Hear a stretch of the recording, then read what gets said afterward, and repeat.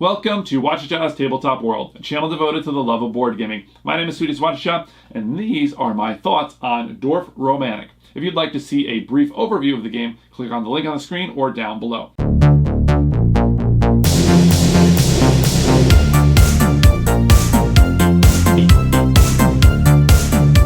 Okay, so this is apparently based on a video game. Not much of a video gamer, so I've actually never heard of the video game before. I just happened to see this in my local game shop.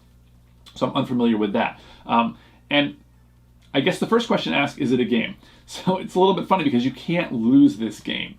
I do think it counts. You can, I think of the old days in the arcades and things where you could pump quarters in and you're just going for a high score. And that's really what you're doing here. However, the extra little challenge, I guess, is to see, how many games, how few games you can take to get to the end, to unlock everything and get all the achievements and everything. So there is a little bit of that going for it, but I think it still counts. So I usually like to start with the art and components. This is a very nice little production. It's an inexpensive game, and everything is very colorful, high contrast, which I like. A game like this, a tile type of game, you really want to be able to see everything very clearly. You want everything to be large. You don't want to have to have trouble seeing when you're looking at a full tableau. And I think this really achieves that goal. It's a very clean, easy to see things, but it's also very lovely. There are details and things on each of the tiles. The tiles are all different, and so they look very nice. There's some details if you look for them, but overall, it's very readable, making the game easy to play, which is what you want to be able to do. Now, this won the Spiel des Jahres, which is a very famous and prestigious award that's given out yearly, and usually to a family weight or maybe gateway style game, they say, type of game. There's other awards for other weights of games, but this is a very, very famous award, and it won. And frankly, it's very easy to see why.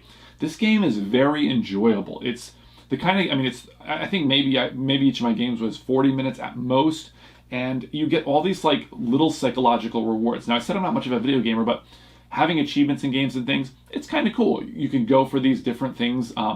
You wouldn't normally say, maybe you're like, oh, I wouldn't normally, this isn't really in this game, but you can't say, I wouldn't normally go for a shipping strategy, but I want to get that little shipping achievement, so I'm going to push that strategy. It just gives you a little dopamine, that little dopamine hit saying, hey, you did it, you got a little reward, and here's your little treat, here's your little extra thing. And I really, really enjoy that. It's a very psychologically satisfying, honestly. And, you can take a game like this, which is an abstract game, and pretty simple to learn, very simple to learn, actually, and you're just increasing little things, making it more and more interesting for you. I often talk about this. I love this approach. It's such a fantastic approach to a game. The fact is that you're like, I understand how to play the game now. I've got it. I've enjoyed learning the game and playing the game.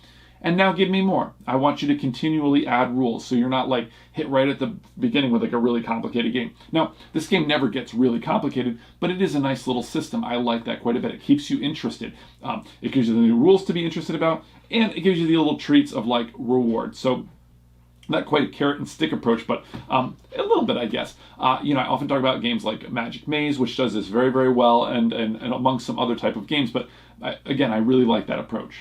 I recently covered Cascadia on the channel, and it has this really cool little map system that you use to keep track, and it gives you just those extra reasons. There's some achievements, same thing here, but this really, takes that to a whole nother level, that you're checking things off and you're getting rewarded. It's not just keeping track of it, and that's really kind of neat. And speaking of Cascadia, this game feels a lot like that. Actually, it feels a lot like Carcassonne, and Cascadia had a little baby and gave it a nice little campaign system. That's exactly, to me, that describes this game perfectly. And I really enjoy both of those games, and this one maybe even more so. Now, I really love legacy-style games. I love, the big experiences like Pandemic Legacy and others. But those are big changes. They're drastic changes to the game, and they're big story changes. And there's everything is ratcheting up, ratcheting up, ratcheting up. This game isn't like that at all. Everything that you bring in, you're never drastically changing the game at all. It's just minor little things. Where those games are feel very epic, this is like yacht rock. It's like sailing away. You could listen to that and just kind of go make your little choices and things. And on that kind of tack, if you'll pardon the pun, this is a really great family game. As I said, it won the Spiel des Jahres because there's no quarterbacking in this. There's no you made the wrong move. Oh, you shouldn't have done that. it's like all good stuff. You know, anywhere you place it, everything's by degrees. Like, well, if I place this over here, I can set this up, but it'd be maybe be better to, like, you know, close off this thing, or it's like prepping these little areas and things. It's all good stuff. Everything you're doing is gonna eventually result in some kind of points for you. Everything's like by degree. It's a very great game to like start a night or end a night, or, you know, just after dinner, the family kind of plays. You want to try the next one? We unlock that new achievement. I think that's a very nice like little world that this game lives in. I like having games that are just, you know, easy to play, fun to play, and they're somewhat relaxing. You know, I do like to be really challenged, but sometimes it's fun, you know, to just kind of chill. I mean, you are making choices though. You are doing things like there's a strategy to it, you know, to get higher and higher scores and to unlock some of these achievements that it'll throw at you. You do have to do some thinking. So it's not like, you know, it's not, I know there's some games like Tranquility and some of these other games that are out that, like, you know, you're just sort of like, it's just to pass the time nicely. And it does. This game does fit in that world, but you do have meaningful choices. You can use strategy, tactical strategy, but maybe some short-term strategy, because you want to clear out those tasks. And so you want to try to make little areas and kind of prep them. I got a little area over here ready for the prairies.